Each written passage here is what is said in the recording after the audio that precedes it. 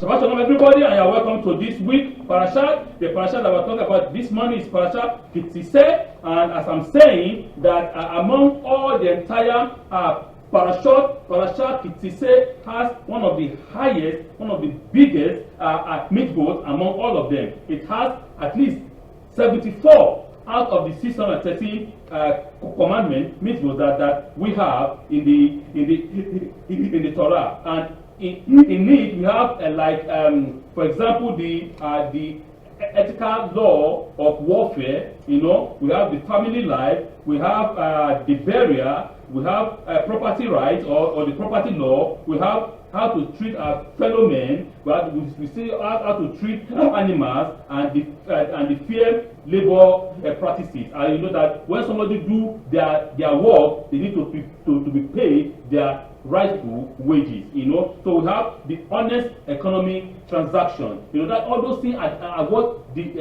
Holy One Blessed be He has given us, has told us what to do thousands of years ago. But I don't know where we as a human being has gone wrong, that we keep on doing the opposite of what the Holy One Blessed be He has advised us to do, right? So, and we have all those things and so on and so forth that we're going to discuss about in the Parashat of Ki-Tetze this morning. I subtitle the Parashat of this morning as "Show kindness, be merciful, and be compassionate."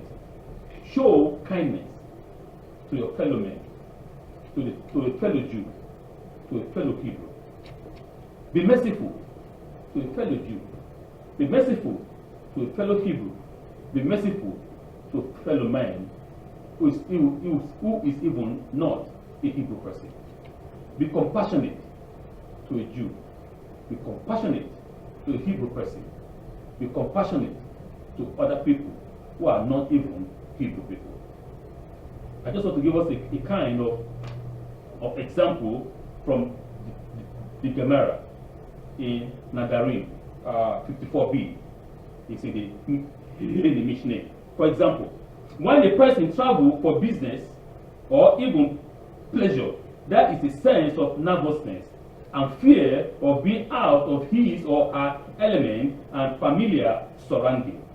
In my mind, I thought I learned that a traveler is considered like a poor person. Why is a traveler considered a poor person? We are going to see that now. I could not find the source for that saying, but the rationale is consistent, as a traveler doesn't have his own or our own place to sleep, a place to establish his own or our own meal. He can feel or she can feel desperate. I will take the poetic license and live from a traveler considered being poor and connect it to the Gemara in Nadarim 54b. And there in Nadarim, in the Mishnah in Nadarim 54b, it states, there are 4 categories of individuals who are considered dead. There are 4 categories of people that are considered dead. How? Let's see. Number one who is poor is considered dead. 2, one who is a leper is considered dead. 3, one who is blind is considered dead. And 4, one who is childless is considered dead.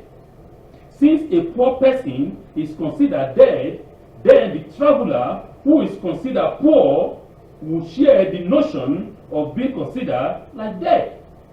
Therefore, helping a traveler is as if I save or you save or we save his or her life. Now, this may be a stretch of the imagination, but to a stranger and or a traveler, it gives strength and security, knowing they are welcome. Put yourself in that shoe, in that place. I know now it's a different case because everybody has credit card, you have your point card, you have whatever you want. You can book your hotel ahead of time or book your Airbnb or whatever things. But remember, put yourself 4,000, 2,000, 3,000 years ago as a traveler, that you are moving out of your comfort zone into a place where it's unknown, that you don't even know what might happen in the next second. Maybe, as you remember, in those days there was no car, you know, that even though cars, people might be driving and there's an accident that happened. You don't pray for an accident to happen, it happens, right? So, remember, in those days, people take their horse, you know, or their donkey. It takes days for them to travel from point A to point B. And on the road, there are what? A lot of dangers. They can be robbed, you know.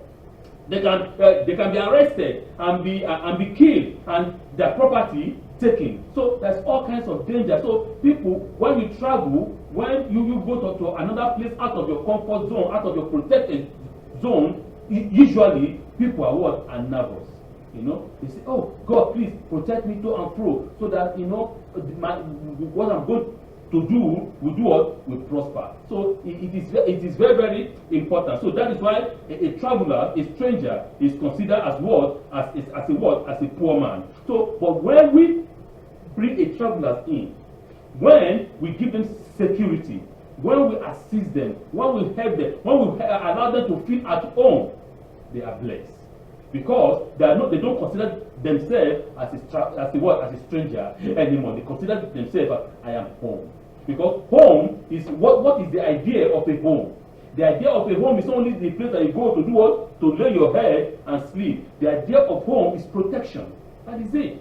That you are protected, you know, from the element, from the outside world. That is the idea. So we need to understand that. So when you welcome a traveler, a stranger, for example, so you are giving them that sense of what? Of security, of protection. If you think that that being hospitable is just a nice thing to do, you are wrong. In this context, being hospitable and making people feel comfortable and secure is a mitzvah of returning their lost sense of being. The traveler is at a loss. Perhaps it can't articulate or describe the exact item that is lost, but that sense return when greeted and treated as a local rather than a stranger. When somebody travels, right, that person is always at a loss. Why? Why you say, Rabbi, why you say that the person is at a loss? Because the person is at a loss because he is at a loss of his what? Of his usual surrounding, of his home, of his protection, of his clothing, of everything that he knows. But now, when you welcome that person, yes, as he's traveling, as he's going, he might not be able to articulate all those things, you know, that he's losing. From moving from one part of what he knows to what to the world, to the unknown. You see, some people say, you know what? Hey, I'm not going out of Toronto. Do you go ask them why? Why don't you want to move out of Toronto, for example? And they say, go to Montreal. No. It's not because they cannot speak French. They will speak French more than the French people, for example. But he doesn't want to leave. It's what he knows. You know, because this Toronto, I know it, you know, completely. I'm sorry, that I know Toronto very, very well. Right? I know the in and out of Toronto. Right? But they are now moving me to Montreal, where I don't know nobody, even though I can speak the language fluently. But I don't know nothing. I don't know the in and out of Montreal. Or, they're telling me in Montreal, go to Toronto. No. They speak in English fluently. But I don't know that place. This one, I know. I can deal with anything that happens here. So that is the idea. So when we bring them, you know, into what we call it, when we bring them home and we allow them to come in and we welcome them, we make them to be like, you know, one of the citizens or one of the residents. You know, they feel comfortable and they are protected. Today, typical tourists with credit card, cash, and points may not feel truly lost. Nevertheless, there are many Hebrew people who are lost, even spiritually, even in Montreal, in Canada, in Quebec, in the country, in the world. What do we do with them? I'm not bringing it, I'm expanding it more now. Right? I'm expanding the message. There is that Hebrew man, there is that Jew that is lost. It's not that it's lost physically, but it's lost spiritually. He becomes a liberal man. Understand what I mean? He becomes a liberal man. Meaning the Torah is for what? It's for the old man. This Torah is 4,000 years ago, 3,000 years ago, 2,000. I don't give a damn. I am now educated. I am now advanced. You know, you see the way they turn black into white, they call themselves advanced. Advanced to them meaning doing stupidity. Advanced to them meaning not taking part in their tradition, in their culture, in what the Holy One Blessed be He has given to them. They see that as it's nonsense. I'm not advanced. Are you advanced or you are going down? I don't understand because the idea, the rationale that they are saying, because they want to cover their own evil. They turn the evil into what? Into good. To just so that they can have peace in their what? In their mind. Remember, when we welcome the lost, when we bring them home, when we welcome that lost soul and slowly get them to return back to the community by showing them good examples, by telling them what is right and just, and try to bring that lost soul back into the what? Into the fold, then we are doing the Mitzva. We are doing exactly what the Holy One Blessed He has commanded us to do. Bring them home. Give them security. Show kindness. Be merciful. Be compassionate. Show kindness. You are showing him kindness. You are being merciful for his soul. And you are being compassionate upon him. This mitzvah is indirectly described in the Torah. In its depth of meaning can be gleaned through one of the Mitzvos in this week, Parashat, that we are just discussing about this morning. Parashat, Ki-Tetze. And there in Deuteronomy chapter 22, verse 1, it states, if you see your brother's ox or sheep going astray, you must not ignore them. You must return them to your brother. The Torah then expands in chapter 22, verse 3. It says, to other lost items as well. It states this, that you must do the same to a donkey, an article of clothing, or anything else that is your brother, that your brother lost it. If you find it, you must not ignore it, you must return it back to your brother. Most of us, we read the Torah very, very fast. We don't see the depth of what the Torah is saying.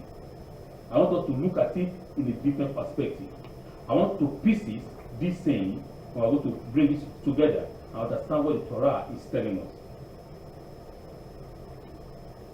The Or Ahem HaKodesh teaches that the ox of your brother refer to people who are compared to the animals but are nonetheless they are holy. Ox is what? In the realm of kosher is what? Ox is a kosher. It's a kosher animal, right? It's kosher. We can eat it. You know, cow is kosher, right? We can eat it. So it's comparing that with who? Who is kosher among God's, among the human beings that God has created? Who is kosher? For example, yes, Israel is kosher, and the rest is non-kosher, right? So that is the idea. So look at it very, very deeply. Israel is kosher, and the rest of the world is non-kosher, right? Let's look at it. Put that in your head. So now we must return them to your brother, meaning to their home. We must we must make them feel comfortable so that they can serve the Holy One properly the way God wants them to serve Him. When you see a Hebrew man going astray, don't close your eyes. It's none of my business. No. Communicate with him. We don't know why is he going astray. We don't know the context, the issue, the problem with him. My people always give us, there is always a saying among my people, and this is the saying. And people say, I don't know if you know, there's an animal, you know, an animal, but there's a, what was called a lizard. Do you know a lizard? I don't know, anyone know a lizard? A lizard. My people say, every lizard walk with their belly down, right? Their belly is not up. They all walk with their belly down. No, the question now is, how do you know the one that has a stomach trouble and the one that doesn't? You don't know, right? You don't know. All lizards walk with their belly down. But you don't know which one they say, hey, you know, my belly is paining me, and the one that is not paining me. The same issue with a human being. You see everybody moving here and there. You don't know what they are facing. You are not in their shoe. You don't understand why that evil man is going astray. Your job is, brother, what is going on? Can you share? Tell me, maybe I can have a solution. I can help. There's a different way that we can help. Not only financially or monetarily. There's other areas that we, psychologically, mentally, prayer, spiritually, that all those ways that one can assist his fellow Hebrew person. So this verse speaks to the righteous Israel, who are commanded not to turn away from those who were pushed aside, but rather return and bring that sense of security, of warmth, of home back to them. That is the idea. That sense of security. One who has lost his way has lost the sense of his security. The other man say, hey, I have money, I can do whatever I want to do. In his head, he thinks that money is his security. No, money is not your security. It cannot be your security. In the Torah said that woe is the man that put hope in the horse. The horse cannot save you. And that's why the only one place that we say, a king, he said, shall not amass what? Shall not amass horses. Because you can say, oh, I have weapons, I have missiles, I have rockets, I have intercontinental ballistic missiles. Those cannot save you. The Holy One, blessed be He, is your security. He's the one that can save you. Because in the time when the problem comes, I'm telling you, those your missiles can do nothing. That is the idea. And that is what the Torah is saying. So now, if we can bring that our brother home, he's going to feel that sense of security, and he's going to feel the warmth of the house, and he's going to do what? He's going to serve God in the truth and the what? In his best capability and way. Remember, the Torah is not religion. I always say, Torah is faith. When we make it compounded and we make it a religion, then it becomes problematic because it's too heavy for people to carry. Recently, Rabbi Yisrael Mar, also in his book, Chokmah Hadat, he wrote this. He said that if the Torah went out of its way to show the value of animals in returning them when lost, which is of monetary value, how much more so the need to show mercy upon every human soul who are strayed from the path of the Torah. Remember, the Torah is given to every human being. There's a saying among our people that the Torah was given to these people, they reject, given to the Israelites, they reject, given to the Indians, they reject, given to the native, they rejected it, and God finally said, okay, no, I'm going to come to Israel. And God said, okay, Israel, now. And Israel received the Torah. So the idea is that God has ingrained the Torah in the genetic code of every human being. We know that to kill is not good. We know that to steal is not good. We know that to take another person's wife or children or property or land is not good. It's there inside you. You don't need a professor to tell you that. You don't need, it's not a rocket science to understand. It's just a thing that is moral. You understand that? So it's because it is in your genetic code that God has written that. Right? So what the rabbi is saying here, Rabbi Man is saying is that we as a human being should try to bring our fellow men back home. It doesn't matter a Jew, a Hebrew person, or a non. It doesn't matter. as far as we are the descendants of Adam, as we are the descendants of Adam Harishon, we should be able to do what? Communicate with ourselves and try to bring everyone back to the Garden of Eden. Rabbi Yosef said this. He wrote in his Sifar, in his book, Mepages Hadam. He said that the lost objects of your brother include the loss of his physical body to health issue, both physical and emotional. So his honor expanded more that someone can also be in loss of their worth, of their health, and also of their physical health and their emotional health is also a loss. So therefore, if you are able to solve that, then they will feel, when you bring them back to their normal state, they will feel welcome and they will feel that sense of security. There are a lot of people that are sick, right? They feel at loss because they lost that health that to them is also important for them to be able to do their daily living. When someone lost his or her health, they cannot do your daily living. You can't do that, right? People will be focused on how to be healthy, right? People will be focused on trying to remove that pain that might be included in that non-health, right?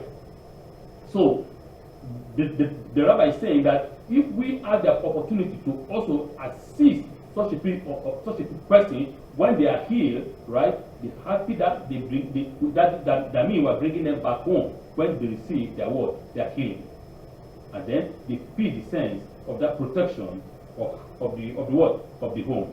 And finally, Rabbi Bachya teaches us that when the Torah says, "Do the same for your brother's donkey," which is even a non-kosher animal, it means that the Holy One is telling us to also do the same to a non-Hebrew person. It continues by emphasizing that we must return a lost garment that isn't even a living creature, and concludes that this also applies to all lost items of your brother. Not only is he speaking of returning physical objects, but also to doing anything to help a fellow Jew in need or a fellow Hebrew person in need.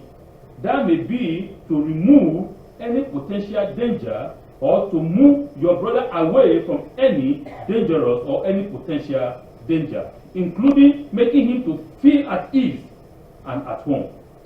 This all is categorized under the Mitzvah or under the Mitzvah, love your neighbor as yourself. So this is what, to summarize all these things that I am saying here.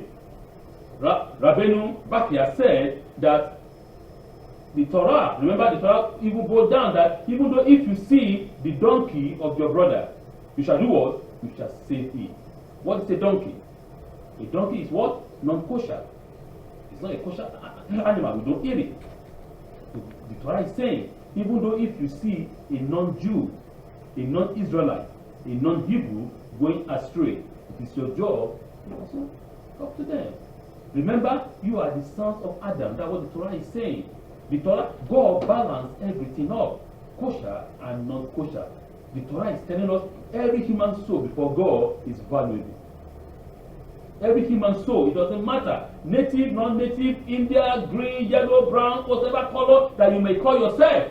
That is your own mental, that is what your own mental mind that is dividing yourself. It's not about your color, it's about your soul. That's what the Holy One, blessed be He, is saying. Every human soul is valuable before the Holy One. So we have to do our part, our best to bring them security, that protection of home. So therefore, even though if the Torah even go all the way to even mention non-animalistic objects like clothes, shoes, other things, that means it's very, very important. What is the essence of clothing? The essence of clothing is to do what? To cover ourselves, our nakedness. That is it. To keep warm, right? not to be cold, right? So it's a sense of what? Of also security. So therefore, when you see that man who is, because because this man is not a Hebrew person, it's not an Israelite, it's none of my business. It's your business.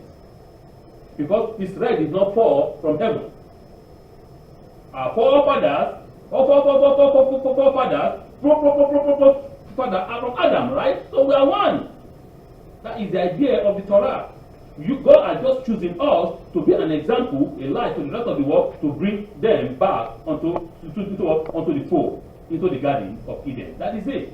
So therefore, we cannot say, it's none of my business, I don't know him, he's not my brother, do whatever you want to do. No. We have to invite them. We have to show that example. Because Moshe said, this Torah shall be what? Shall be your wisdom in the eyes of the world. When we begin to act like that, you look at us and say, wow, what kind of discerning people are these? What kind of wise men, wise women, wise children, wise people are these? That let me follow their God. Because we show by example, not just by our mouth. So therefore, and all these things is all summarized in one statement. Love your neighbor as yourself. That is it. Once you love your neighbor as yourself, you don't want evil to happen to you. You won't want evil to happen to your neighbor. You don't want this bad thing to happen to you. You won't want it to happen to your neighbor. So all the things that you don't want, you won't want it for your neighbor. So that is the idea. Parashat Ki-Tetze. Show kindness, be merciful, and be compassionate. Shabbat shalom.